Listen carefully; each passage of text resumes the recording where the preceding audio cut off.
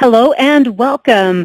I'm Deb Calvert. This is the People First Productivity Solutions channel on Bright Talk, and today we've got a really big topic. And so I'm going to try my best to cover all the introductory pieces I can, and then to load you up with resources for any next steps you want to take to learn about critical thinking and to start developing some skills, some really essential skills in turbulent times. I will be moving pretty fast today, so post your questions as they come. I'll weave in my answers as best I can. If there are any questions that I'm unable to get to during the live broadcast, or any questions that you have if you're attending on demand, just go ahead and send them. I will always follow up with you via email or whatever format that you like. For those who are new to Bright Talk, I want to point out a couple of really important things. First of all, if you have any difficulties at all, any technical issues, please use the orange button, lower right-hand side of your screen, that says Get Live Support Now. That comes from Bright Talk.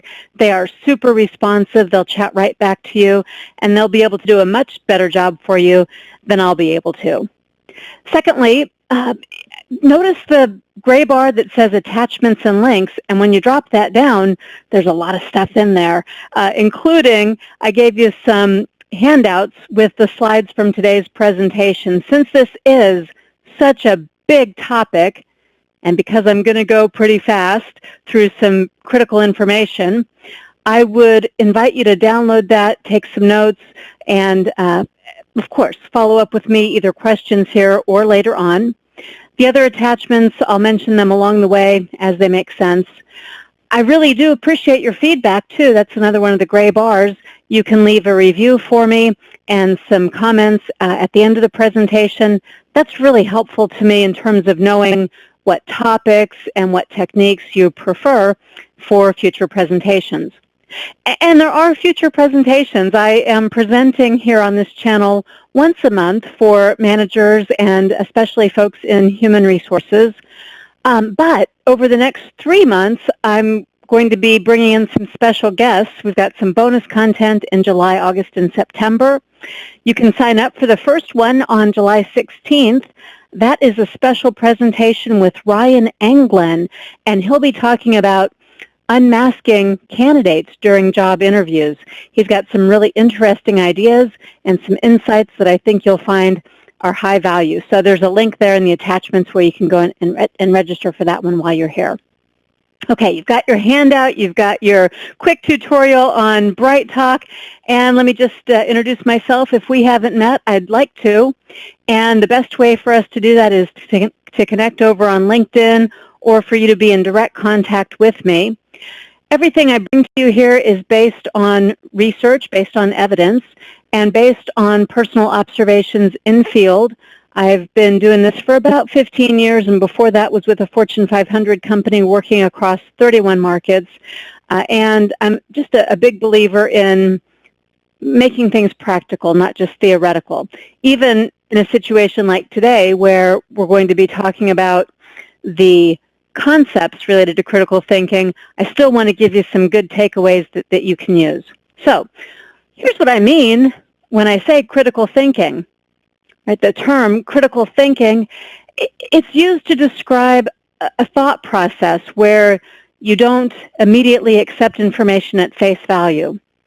Instead, you are discerning about sources, you question underlying arguments, you challenge assumptions, and you work to more fully understand conclusions. So now you see why I say this is such a big topic. And what we'll be able to do here in just 45 minutes is only an overview. So I've given you 3 places you can go for more information. You can go directly to my YouTube channel. That's where you'll find 40 videos. Each one's about 7 to 10 minutes long. And they go into much greater detail on different facets of critical thinking that we'll be sort of glossing over in this survey course today. Second item that you'll see there related to follow-up is about workshops that we offer to develop skills. And our workshops, they're now available as virtual offerings too. And if you are in sales or you know someone in sales who might benefit from critical thinking skills, then there's a blog series that I've linked for you too, and a new workshop. So lots of resources for all different types of applications, and you can always call if you don't see something there in that list that you want. I've probably got it. So why critical thinking? Why do we need to be worrying about this? Why do I say that this is an essential skill, especially in these turbulent times? Well, here's just the short version of that list. When you have good critical thinking skills, when you're doing what I said a moment ago about being more discerning, asking more questions, challenging assumptions, and more fully understanding things from multiple perspectives, these are the direct impacts, the improvements that you can expect to see. Good critical thinking makes it easier to set priorities and does make you more discerning, so you're not making mistakes or feeling deceived. You'll be able to see those flags earlier on. It helps you to develop decision criteria so your decisions are more solid and you can be more confident in them. It gives you the power to do objective analysis. And ultimately, when you have strong critical thinking skills, it makes you more effective.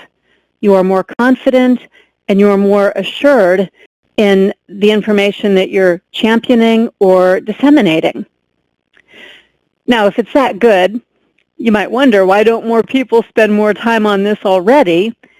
And I think it's because this is an undervalued skill.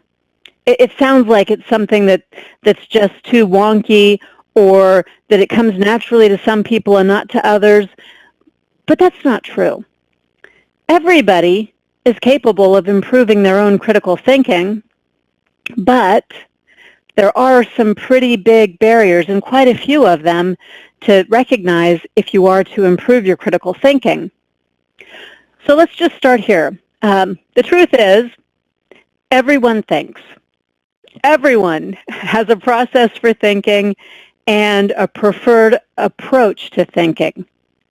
And as we think, what we're doing, break it down, you can see the piece parts here. When we're thinking, we access memories of our past experiences. We gather inputs from others we trust, or we recollect those. We pay attention to our emotions and our gut reactions too. And we weight or balance out all these inputs and then decide how we're going to act on them, each in our own way. And much of our thinking is a process that's occurring subconsciously. We're driven by conditioned responses and by these reactions that come from past experiences, and unconscious biases and emotions. And because of that, we have a tendency to oversimplify. And we often, all of us, act before we fully assess a situation. So it's our own experiences and our own emotions that can become the biggest barriers to good critical thinking. And we become a little lazy in our thinking because we don't fully appreciate the value of being intentional and objective. This is especially a risk for people who have been doing something for a long time. The more we know, or the more we think we know, the less we'll evaluate and the less we'll ruminate and investigate before acting on information. And that's why so many professionals peak just a few years into their career and then seem to fade. They stop learning. They stop growing. They put too much stock into their own experience, and they succumb to sort of a lather, rinse, repeat approach that no longer serves them well. So if I were to sum up everything on this slide, in short, we are our own biggest barrier to better critical thinking. And to move past any of these barriers, we first have to recognize them and acknowledge them. So I'm about to show you some things that may hurt just a little bit. If you feel a bit defensive, that would be something, as a good critical thinker, to note for yourself and to come back and try to evaluate more objectively. Your emotional reaction should always be a clue that it's time to distance yourself and look at something more objectively. Now, the first thing I want to talk about, this is one of those ones that might sting just a little bit, and it's intellectual honesty. Intellectual honesty is the ability to move past your unconscious biases and look objectively at information. And that would mean that you don't allow emotions or personal beliefs to cloud your judgment. It would mean that you don't conceal relevant information that could influence a decision, and you don't ignore or disregard it yourself either. It also means that you are presenting facts in an unbiased way, and you don't ever attempt to mislead or sway others. It means that you answer questions without sugarcoating, without overpromising, and that you answer those questions fully. And it means that you would set reasonable expectations regarding what you will do and how you will do it. There's a whole lot wrapped up in this concept of intellectual honesty, and some of it's not all that comfortable. Intellectual honesty, it starts when we're honest with ourselves. And to be honest with yourself, you have to admit that you have some unconscious biases. We all do. It just means acknowledging that your natural inclinations are not toward being objective. Now remember, I said critical thinking. It equips you for sound decision-making and for problem-solving because it includes this awareness of these shortcuts or these lazy thinking traps like intellectual dishonesty and unconscious bias. But in order to acknowledge and understand them, we have to give some examples here and break it down even further. So here are some examples of unconscious bias. And please know, there's no blame or shame at all intended in what I'm saying here. This is just a universal condition. We all experience this. Unconscious bias is a byproduct of fast thinking. This is how unconscious bias works.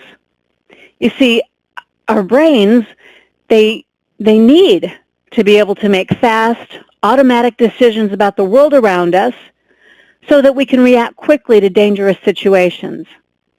This is self-preservation.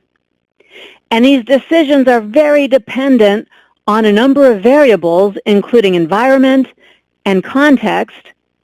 Those variables might be something conscious, but sometimes they're unconscious. And while this is useful, this whole self-preservation thing, this fast thinking, it's a useful skill for our brains to have, it can also trip us up when we're dealing with people. Studies have shown that fast thinking leads us to make snap decisions and snap judgments based on defined social categories, for example. Right? We judge positively when people are from a similar background or have a personal connection to us. And subconsciously, oftentimes, we judge negatively when they don't. So growing up and through the media, we also absorb all kinds of other assumptions. I mean, think about it. It's still common to see men being depicted as suited to tough physical work or mathematics and engineering jobs, while women are more often shown in customer service roles and childcare and healthcare and such. So then, subconsciously, we're all working to overcome this, but subconsciously it can still happen that we then recruit men and women into these different jobs, and that confirms a bias which reflects sort of these historical attitudes toward gender roles. All right, now, I'm getting into some sensitive ground here, but I want to reel it back in and make sure to point out that what I'm describing happens in many, many, many ways all day long, and it's all of us who are experiencing this, not just some of us. So in the workplace, I'm going to talk about 7 different forms. There are many more, but I want to talk about 7 common types of unconscious bias and a little bit about the impact. As I do, you're looking to try to acknowledge which, if any of these, might be a factor for you, knowing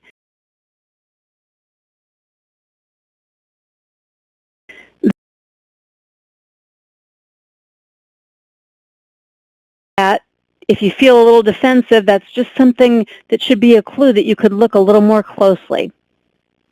Please know, all of these are natural, and it's only by becoming more aware that you can do anything about these. The first one that I want to talk about, and I'm doing this really high level briefly here. Remember, for those who just came in, there are lots of attachments and links that will take you to a YouTube video series or a blog series or other resources where you can get tons more about each one of these topics. Okay, so an affinity bias, that's simply when you're biased towards someone who's more like you. An ambiguity bias, that's when you feel unsure about an outcome. And when you feel that way, you're more likely to take less risk. Now, if you're feeling unsure about an outcome and it causes you to be less tolerant of risk, what that can do is drive us back up to the affinity bias, where we are going to be favoring or more comfortable with someone who seems more like us. So there's some hand-in-hand types of interplay between these biases. You probably know about confirmation bias. We all experience this one. We often don't recognize it, but it can be pretty dangerous. A confirmation bias is when you want something to be true, and then you're more likely to believe it's true, and then we seek out whatever is going to confirm our existing beliefs. And that affects how you seek information. It affects how you interpret information that's right in front of you, and it also affects how you remember things. It affects the sources that you go to. It affects the gravity or weight of importance that you put on a source of information, and it can affect who we believe and who we have a tendency to not believe or take as seriously. Conformity bias, that is when you favor the group's opinion even when the answer is clearly wrong, and I'll come back to that one and talk about it a little bit more later, but it's an interesting psychological phenomena. It's the weight of the mass that we tend to go along and conform. Negativity bias, you know, we are all more likely to recall unpleasant memories than pleasant ones. And then, this is that self-preservation thing again, then we act in ways that help us avoid negative events in the future. So if you've ever received some really harsh feedback, for example, you'll go to great lengths to avoid the pain of that negative feedback, perhaps even the person who delivered it, without recalling more pleasant memories that would balance the scales. Two more, and I know I'm giving you an awful lot here, but I really just want to plant some seeds and get you thinking about the kinds of things that can happen and why it's so important to acknowledge and break through these kinds of biases so that you can be a better critical thinker. Okay, an attribution bias. This is when people who aren't successful, we tend to think of that as being their own fault. We give them attribution that results in either victim blaming or shaming or something else. Maybe you've heard of this as the fundamental attribution error. But we don't do the same with ourselves. If we have a negative experience, we don't say it's our own fault. We don't blame ourselves. Instead, we blame circumstances or external factors. But we flip that when it comes to something positive. When we observe something positive, we observe some success that someone else is having, we're much more likely to say that's a result of external forces or some luck that they had, some factor they didn't control.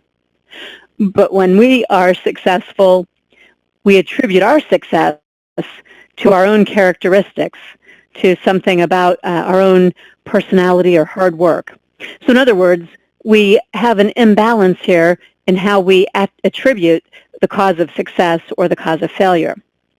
And we always favor ourselves there. Last but not least is a comparison bias. This one's sort of interesting. because in the workplace it happens a lot. We make comparisons. We judge one person next to another. We look at two job candidates, for example, and we compare the two job candidates rather than comparing each of them against objective criteria. And in your personal or professional life, when you are only comparing people to each other rather than comparing them to a standard that's based on objective criteria, well, what you're really doing is limiting your perspective. And it is sort of unfair to those people as well, because we are naturally subjective. We can't truly objectively compare anything. Okay, so I'm hitting you hard with a lot of information. Let me give you something positive here. Here's a secret weapon that you can use to challenge your own unconscious biases and improve your critical thinking. And it's a great tool. The Foundation for Critical Thinking, yeah, I didn't know there was such a thing either, but they have a great website. The Foundation for Critical Thinking says that the key to powerful thinking is powerful questioning. And then they go on to describe the process of thinking, and they conclude that questions define the agenda of our thinking. They say, our thoughts can take us in an infinite number of directions. The path of any conversation can also take detours and any number of turns. What steers a conversation and focuses our thinking is questions. So there's power, really impactful power in questions. Questions are going to steer a conversation. They're also going to steer your own thought process. They force you to get a more complete view, and they can give you an awful lot of clarity that you wouldn't have if you allowed the unconscious biases to steer your direction instead. So questions are a great tool. In 2013, I wrote a book. It's become a bestseller on questions, and I gave you a link to it, even though that book is written more toward people in selling. There's some good universal application in it. It's a research-based book about asking questions purposefully. Even if you don't read the book, this is a skill that you already have, asking questions, and you can apply it and use what you've already got to become a better critical thinker, looking at things from more angles. Now, critical thinking, one of its best uses is when it comes to problem solving. So this is a great place to begin. Anytime you have a problem, before you leap into action, just pause and ask some questions. Think about what problem you actually want to solve, because if you haven't identified the actual problem, if you're addressing some symptom, if you're looking at something that's tangential and not at the root cause, then your solution is going to be off the mark, presumptive, potentially unwanted, might even come across as a little arrogant, and it's probably going to be a waste of time. It's also potentially dangerous because solving the wrong problem can have a myriad of unintended consequences. Solving a superficial problem without getting to the root cause, well, that's what we call a Band-Aid solution. It might temporarily mask, but it doesn't fix the problem. So what we're talking about, the way to practice and learn about your own critical thinking skills and any gaps that you might have, is to take the next problem that you need to solve and critically think about it. Peel it back. Get to the root cause. See how easy or how difficult that is for you to do. And pay attention to any unconscious biases that you may be encountering as you think about that problem. This is some self-assessment. It's some good diagnostic work to do. You may note that this is actually using what I'm describing. The problem of not having enough critical thinking or not using enough of your critical thinking skills, we're going to follow the very same process as you tackle some other real-world kind of a problem. And as you do that, here's one more thing that's going to be really useful to do. You're going to attack your unconscious biases by becoming more aware of them, but you're also going to pay attention for thinking traps. This is the other great big barrier to critical thinking. Now I'm going to take these more slowly than I took the unconscious biases, and I'm going to explain these individually. I'll take them slide by slide, and I'll cover as many of these as I can in the time remaining. But I think that you're going to see some examples. You'll be thinking of some as I cover each one of these. You could look in the political arena. You could look in the workplace. There are all kinds of places, once you're aware of these thinking traps, where you're going to start to see them showing up. And when you do, you'll know that that's a place to insert some good critical thinking skills. The first one is hasty generalizing. Right, mentally, we all make a lot of assumptions, and we generalize what's familiar instead of examining what's different. Right, this is that comfort level that we have. It's part of the ambiguity bias. We don't want to dive into what's unknown or uncertain, so we generalize and we pay more attention to what's familiar. But then we act on what's familiar, and we make mistakes because we didn't check before operating on that half-baked assumption. Mentally generalizing, that's so appealing because it moves us into action quickly, and it makes us feel capable, and it makes us feel efficient.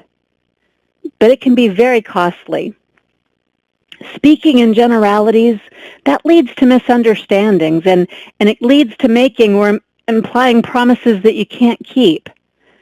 An example of this would be hyperbole or exaggeration. That's a spoken generalization that actually erodes your credibility and is often inaccurate. So listen to the words you use. Listen to words that other people use so that you can recognize generalizations. Hyperbole words include always, never, all, none. Good critical thinkers question those kinds of words, and they work to avoid them. They work to speak with more precision and to measure their words more carefully. Accurate words are more often words like most instead of all, or usually instead of using the word always. So when it comes to evaluating other people and situations, here's what's going on. Our unconscious biases often ensnare us because we buy into certain stereotypes. Some of these may be discriminatory against certain groups of people based on gender, ethnicity, religion, politics, and so forth. But there are also other sorts of stereotypes that we accept because of sweeping generalizations. For example, if you hear the phrase used car salesman, it probably conjures up an instant image of a sleazy, self-serving shyster. That was a tongue twister. Or when you think about millennials, right? In the workplace, you might immediately generalize everybody in that age bracket and think of certain unfair stereotypes like, oh, they're entitled and everyone gets a trophy. But these are examples of lazy thinking. Generalizing prevents us from gathering all the relevant information and making our own decisions about people, situations, opportunities, motives, and more. So that is an important thinking trap to avoid. Here's another one, the good old false dichotomy. This is also known as black and white thinking or an either-or fallacy. And this is used at times as a manipulation to force somebody's hand. It may also result from lazy thinking that defaults to an assumption that there are only two choices. In most things, there are many, many options and variations. So if you expand your thinking, that can allow for creative combinations. It can allow for accommodations. You can examine any choice that's presented to determine if it's truly a mutually exclusive situation, like choosing one without a doubt would eliminate the other choice. But more often, two choices can coexist. They can be blended, or you can work a little harder and find something that would be a new option that you haven't thought about before. Don't let yourself be ensnared in this either-or kinds of thinking, because it may force your hand, especially if neither of the choices is the right one. Here's the third thinking trap I'd like you to be aware of. It's a causal link fallacy. And this happens when people assign blame without getting to the root cause of a problem. So there's a problem that's occurred, a situation that's materialized, and we blame somebody without getting to the root cause because somebody was attached to it, or you had the person who brought the message, and we blame the bearer of bad news. And with any diagnosis, with any problem or situation that you are trying to solve for, it is really important to first get clarity on what really caused the issues, what really led to the problem that you're experiencing. Because your solution won't work if there are these lingering problems that you don't fix. So instead of blaming what's convenient or what's obvious or what seems to be connected, get to the root cause first. And that's where you can be a true problem solver, and you can be more effective because of the thinking that took you there instead of existing in the thinking trap that feels like a shortcut and is only a Band-Aid. Okay, I told you earlier that I would come back to this one when we were talking about unconscious biases.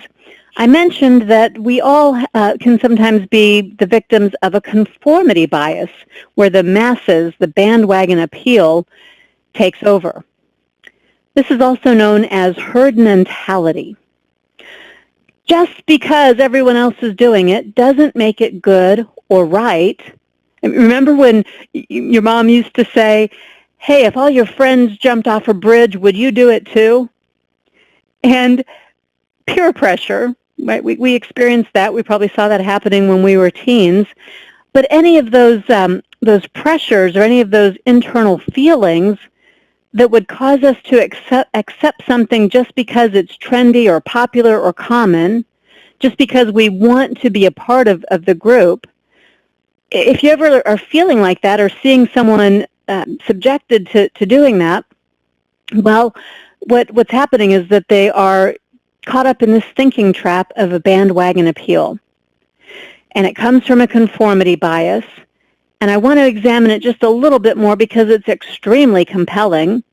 Maybe you've seen this famous study. It's been around for decades, and every time it's repeated, conformity bias rears its ugly head. People do fall into this. So there's this study. And in the study, a group of people are asked to look at the picture that you see. And in Exhibit 1, there's a line. It's a certain length. And then there's Exhibit 2, the 3 lines over on the right-hand side. And people are asked to say which of the lines A, B, or C in Exhibit 2 is a match to the line in Exhibit 1. One individual in the group is told to say what they really think. They don't know that they're the subject of this experiment because everybody else in the group has already been told to give the wrong answer. Now you can clearly see that line A of Exhibit 2 is the one that matches the line in Exhibit 1. But that individual doesn't know that this is a test, and they give that correct answer, A, only to be informed that everybody else in the group, or to observe that everybody else in the group, has said line B is the answer.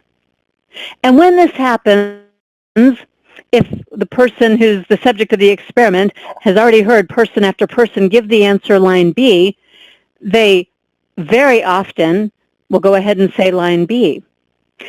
And even if they're the person who gave their own response first, after they hear person after person after person give the wrong answer, 75% of the time across all age groups and demographics, people will switch. They'll choose the wrong answer when the right answer is plain as day. But just think about the ways this might play out in the workplace. Think about what would happen, for example, if there's an interview panel talking about a job candidate, and one individual feels that the person that the majority of the group is leaning towards is not a good choice, not the right choice, but that person will tend to go along with the group rather than voice their own opinion. I mean, think about how this could impact workflow in a team, decisions that are made in a group. If someone sees things differently and has something unique to offer, they might not feel comfortable doing so if the group has already formed an opinion and doesn't seem open to others' input, or if the group gets swept along really quickly with the first idea that's thrown out there. This becomes groupthink. Groupthink is a well-documented phenomenon. It occurs when individual voices are lost, and then opportunities for innovation and improvements are pretty seriously compromised. Here's another one. These are thinking traps that get in the way of good critical thinking. You have to recognize them in yourself and in others if you are to challenge them and be able to do a better job and get away from lazy thinking habits that we all have. The appeal to ignorance, this is when people sometimes feign ignorance. They pretend not to know something to avoid engaging with each other.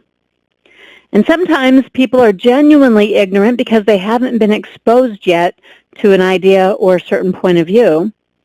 But either way, ignorance now should never be a reason for remaining ignorant or unaware.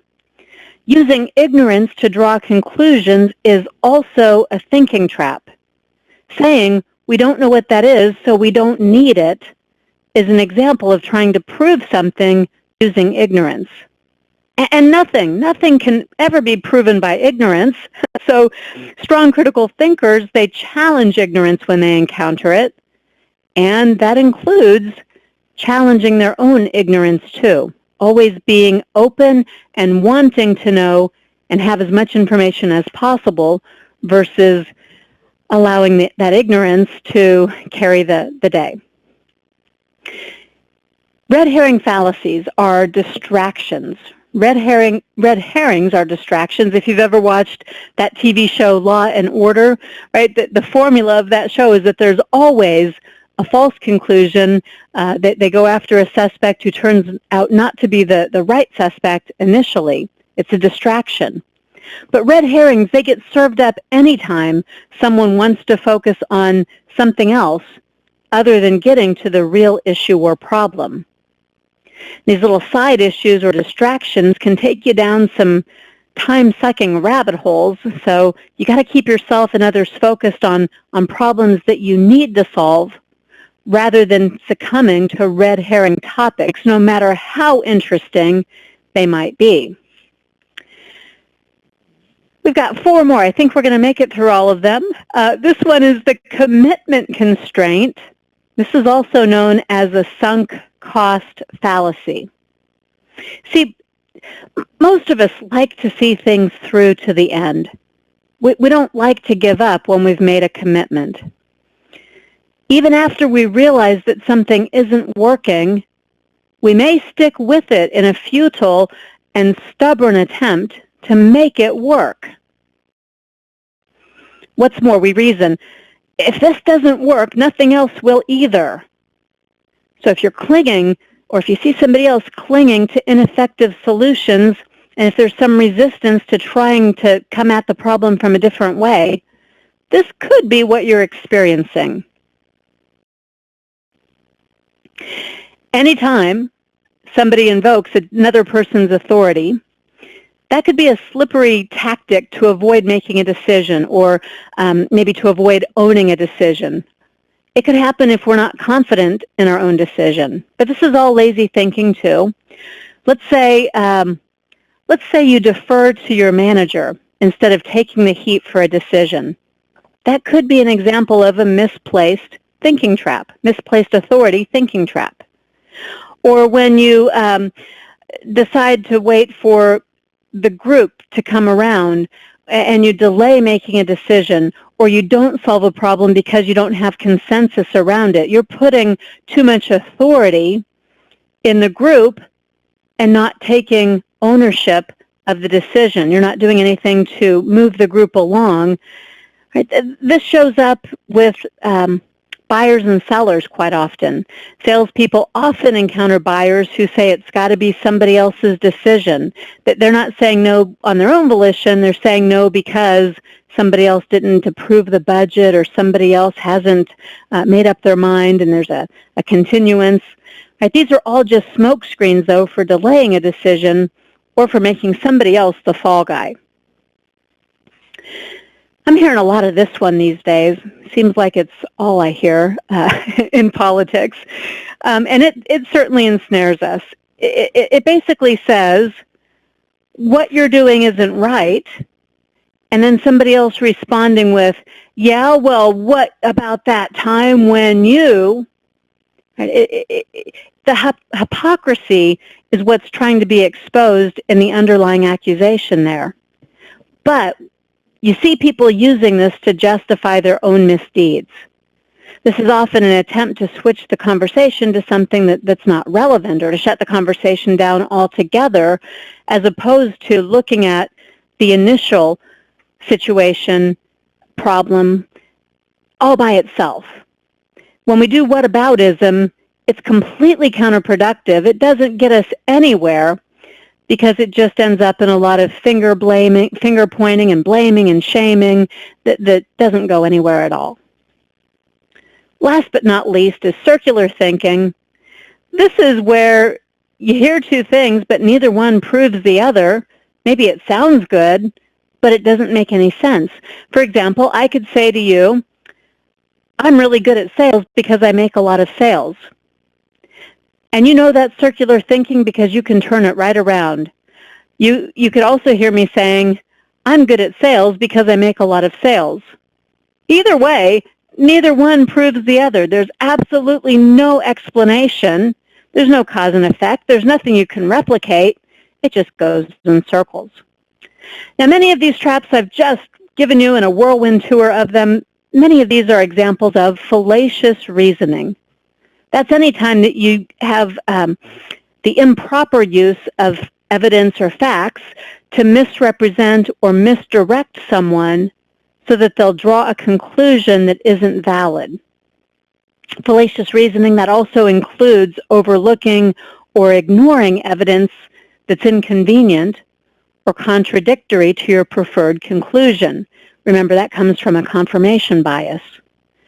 It's intellectually dishonest to engage in fallacious reasoning, but it's happening all around us. So be very careful when you hear someone else doing this. They may not be aware it's what they're doing, but it's irresponsible nonetheless. And everything I'm talking about here requires objectivity. Here are 10 things you can do. Remember, you're downloading the slides from the attachments, so I'm not going to go in depth about these. But these are the ways to protect yourself from thinking traps and from tricksters who use critical thinking against us. They're using these skills, and we're not. And that includes propaganda. I gave you an infographic about problem solving. I gave you another one about propaganda because even the news sources that have always operated as objective, unbiased sources, I come from media, so I feel like I can say this, even those are sometimes now taking positions and then presenting propaganda instead of presenting evidence and facts so that we can make up our own minds. Now, we've got to be effective in our argumentation. Arguing, I don't mean that as a bad thing. To argue simply means to present reasons for or reasons against a position. The ability to construct a solid argument, that's the crux of critical thinking. It enables you to be persuasive and influential and effective in advancing towards your goals. And the ability to deconstruct someone else's argument is also an important skill.